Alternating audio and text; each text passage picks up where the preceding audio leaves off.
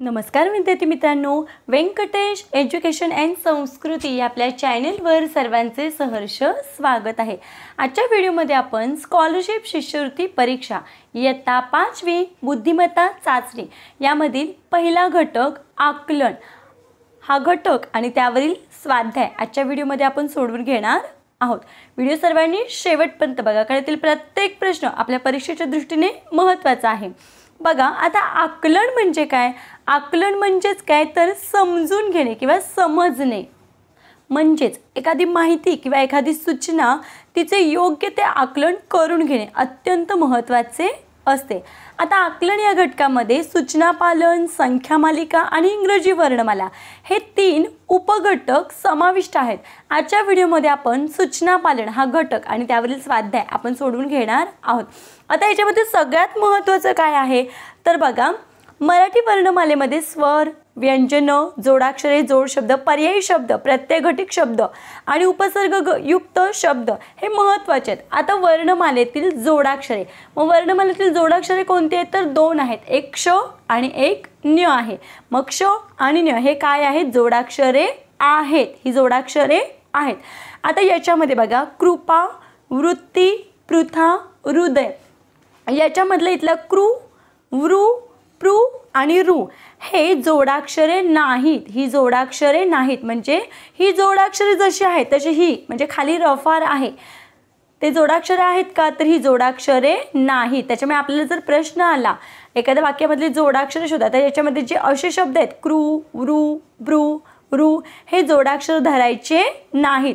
आता इथे बघा, कर्म, सर्व, पार्थ तर याच्यामध्ये वर रफार आहे, म्हणजे सरळ जोडलेत, हे रफारयुक्त शब्द आहेत, मग ही जोडाक्षरे आहेत, ही जोडाक्षरे आहेत। म्हणजे म वर रफार, म्र, व्र, पार्थ, थ्र हे जोडाक्षरे आहेत। आता बघा इथे क्रम, पत्र, प्रज्ञा याच्यामध्ये क्र, त्र, प्र हे जोडाक्षरे आहेत, ही सुद्धा जोडाक्षरे आहेत। आता बघा, आपण कधी कधी दोन शब्द जोडतो, म्हणजेच बघा, त ला या जोडलाय त्या, म ला ह जोडलाय म, च ला या च्या, झ ला या झा, मग हे सुद्धा जोडाक्षरे आहेत। आता वाङ्मय हा शब्द कोणता आहे? वाङ्मय याच्यामध्ये ग म्हणजे बघा हे, मग हे जोड शब्द आहे का तर नाही, हे जोड शब्द नाही आहे। मग याच्यावर आपल्या लक्षात आले की जोडाक्षरे कोणती आहेत आणि कोणती नाहीत। आता आपण शिकणार आहोत जोड शब्द, कारण सूचना पालनमध्ये जोडाक्षरे आणि जोड शब्द हे दोनही महत्त्वाचं आहे। आपण जोडाक्षरे पाहिली, आता जोड शब्द। जोड शब्द कशाला म्हणतात? बघा, जोड शब्द म्हणजे 2 अर्थपूर्ण शब्द एकत्र येऊन एकच शब्द बनतो, तेव्हा त्याला आपण जोड शब्द म्हणतो। म्हणजे जोडाक्षरे वेगळं आणि जोड शब्द वेगळा आहे। आता उदाहरण घ्यायचं झालं तर बघा, सूर्योदय, मग सूर्योदय, सूर्योदय म्हणजेच काय? बघा, 2 शब्द कोणते तर सूर्य अधिक उदय, म्हणजे सूर्य उगवणे, मग सूर्य अधिक उदय हे 2 अर्थपूर्ण शब्द एकत्र येऊन सूर्योदय हा जोड शब्द बनलेला आहे। आता दुसरा शब्द घ्यायचा झाला तर बघा इथे चहा, पाणी, चहा अधिक पाणी, मग चहा पाणी हा सुद्धा जोड शब्द आहे। सूर्योदय हा पण जोड शब्द आहे। नवरात्र, नवरात्र त्यालाच आपण नवरात्र, मग नवरात्र हा सुद्धा काय आहे? जोड शब्द। म्हणजे या पद्धतीचे जे शब्द असतात त्याला आपण जोड शब्द म्हणतो, आणि जे आपण इथे बघितले त्याला काय म्हणायचं? जोडाक्षरे। बघा, आता आपण स्वाध्याय सोडवून घेऊया म्हणजे आपल्या लक्षात येईल। बघा, इथे पहिला प्रश्न आपल्याला दिलाय, स्वाध्याय 1.1 मधला पहिला प्रश्न बघूया। श्रीकृष्ण भक्त मीराबाई त्यांच्या प्रेमात आखंड बुडून गेली, या वाक्यामध्ये किती जोडाक्षरे आलेली आहेत? बघा, या वाक्यामध्ये आपल्याला जोडाक्षरे विचारलेत, मग आपल्याला माहिती आहे जोडाक्षर म्हणजे कोणती तर बघा इथे श्री हे सुद्धा काय आहे? जोडाक्षर आहेत। आता इथे कृ हे जोडाक्षर नाही आहे, आपण आधीच बघितलं याआधी। श्न हे जोडाक्षर आहे, क ला त बघा 2 शब्द जोडलेत म्हणून हे सुद्धा जोडाक्षर आहे, त्या पण जोडाक्षरे आणि चा पण, आणि हे प्रे। मग बघा बरं, 1 2 3 4 5 आणि हे 6, मग एकूण या वाक्यामध्ये किती जोडाक्षर आहेत तर 6। मग 6 कुठे आहे तर पर्याय क्रमांक 2 मध्ये, म्हणून आपल्या या प्रश्नाचं उत्तर आहे पर्याय क्रमांक 2, 6 जोडाक्षरे आहेत।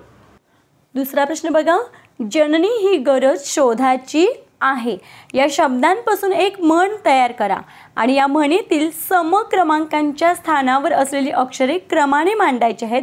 या मांडणीमध्ये उजवीकडून तिसऱ्या स्थानावर कोणते अक्षर आहे ते आपल्याला काढायचं आहे.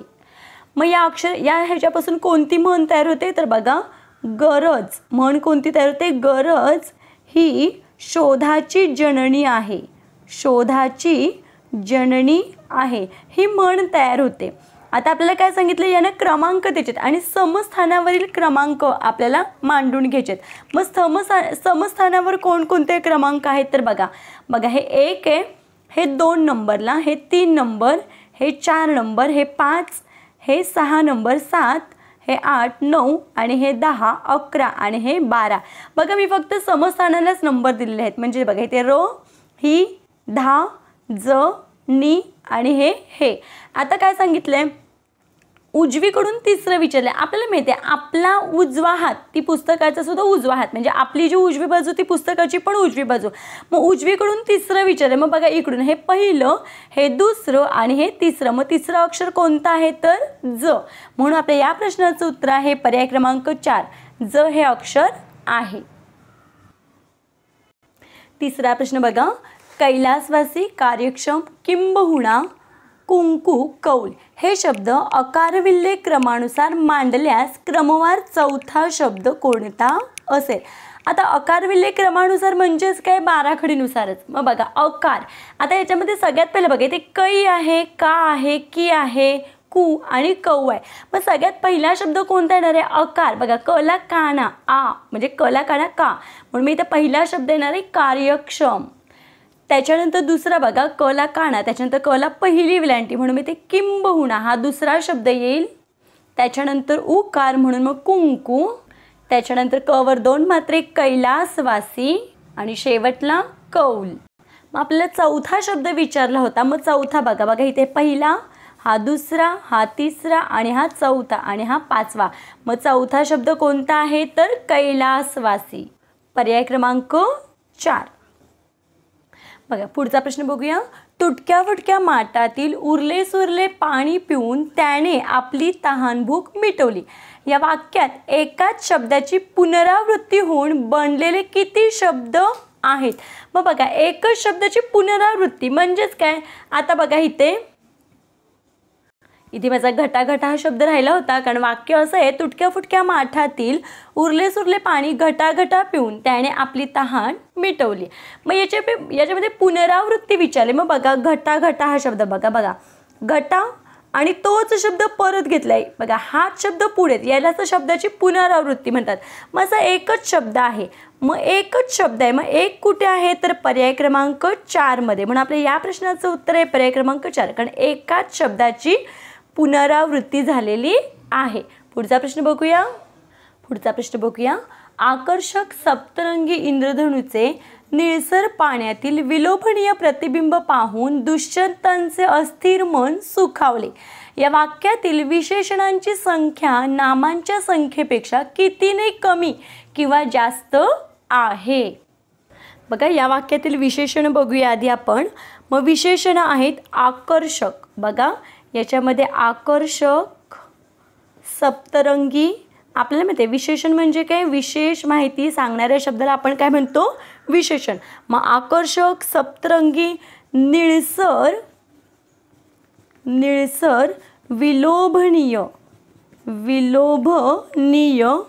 विलोभनीय आणि अस्थिर. हे मन आहे हो की नाही? अस्थिर. म्हणून हे सुद्धा काय मनाची विशेष माहिती सांगितली, म्हणून मग अस्थिर हे सुद्धा काय आहे? विशेषण आहे. मग किती विशेषण आहेत? 1 2 3 4 5 नाम. बघा विशेषण आहेत 5. आता नाम बघूया. मग नाम कोणकोणते आहेत तर बघा इंद्रधनु, इंद्रधनुष्य हे काय आहे? नाम आहे. इंद्रधनु, पाणी, प्रतिबिंब, दुष्यंत हे सुद्धा काय आहे? नाम आहे. आणि मन. हे एकूण 1 2 3 4 5.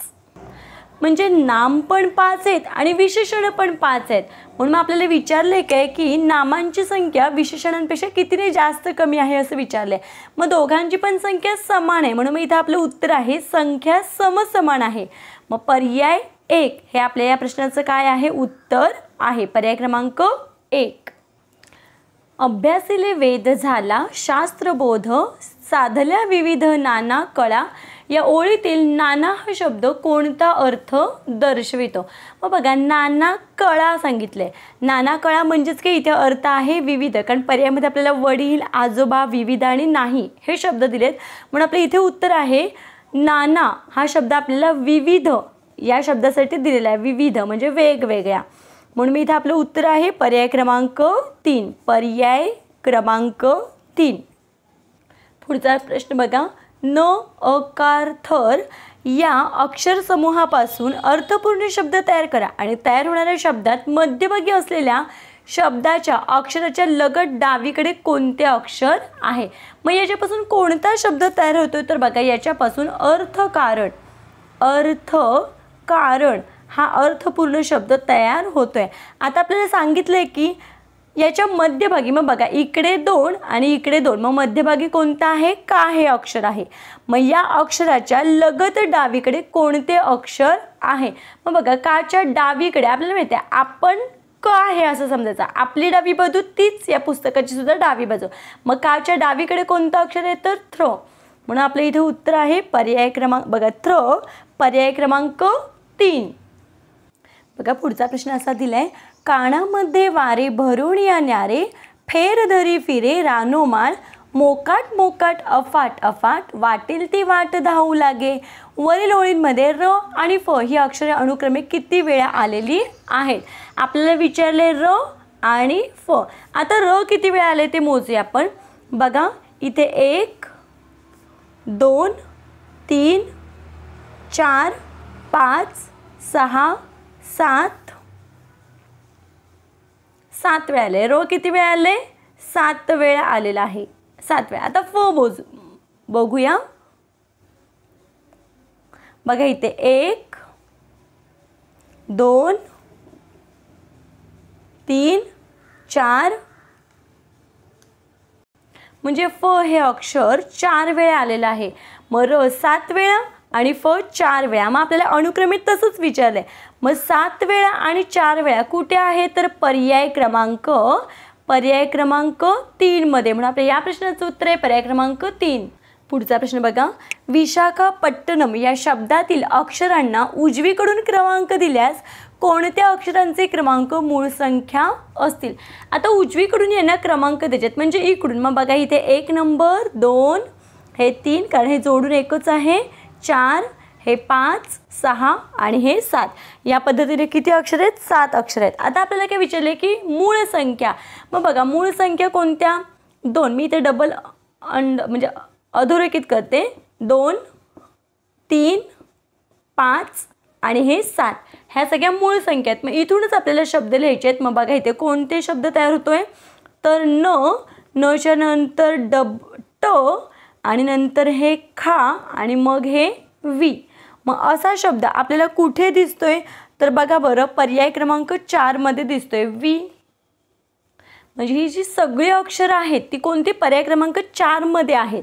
म्हणून मी इथे आपलं उत्तर आहे पर्याय क्रमांक 4. पुढचा प्रश्न बघूया. लाभले आम्हास भाग्य बोलतो मराठी, जाहले खरेच धन्य ऐकतो मराठी, धर्मपंथ जात एक जाणतो मराठी, एवढ्या जगात माय मानतो मराठी. वरील ओळींमध्ये 3 अक्षरी आणि 2 अक्षरी शब्द अनुक्रमे किती आहेत. पहिल्यांदा आपल्याला 3 अक्षरी विचारलेत. मग 3 अक्षरी शब्द बघा. 3 अक्षरी शब्द 1 बघा लाभले आम्हा, 2 3 4 5 6 7 8 9 10 11 12 13 आणि हे 14. 3 अक्षरी शब्दांची संख्या आहे 14. म्हणून मी इथे लिहून घेऊया आपण 14. आणि आता उरलेले अक्षर आहेत ते 2 अक्षरी बघा. 1 2 3 4 5 6 आणि हा एक 7. मग 2 अक्षरी संख्यांची संख्या किती आहे, 2 अक्षरी शब्द आहेत 7. मग आपल्याला विचारले अनुक्रमे. मग 14 आणि 7 कुठे आहे तर पर्याय क्रमांक 3 मध्ये. म्हणून आपल्या या प्रश्नाचं उत्तर आहे पर्याय क्रमांक 3 14 आणि 7. आजच्या व्हिडिओमध्ये आपण पहिले 10 प्रश्न स्पष्टीकरणाचे सोडवून घेतलेले आहेत. पुढचे प्रश्न आपण पुढच्या व्हिडिओमध्ये सोडवून घेणार आहोत. आशा करते आपल्या सर्वांना हा व्हिडिओ आवडला असेल. व्हिडिओ आवडल्यास व्हिडिओला लाईक करा, आपल्या मित्रमैत्रिणींना शेअर करा. चॅनलवर नवीन असाल तर चॅनलला सबस्क्राईब करा. व्हिडिओ कसा वाटला ते कमेंटमध्ये नक्की सांगा. भेटूया पुढच्या व्हिडिओमध्ये. तोपर्यंत नमस्कार. थँक्यू.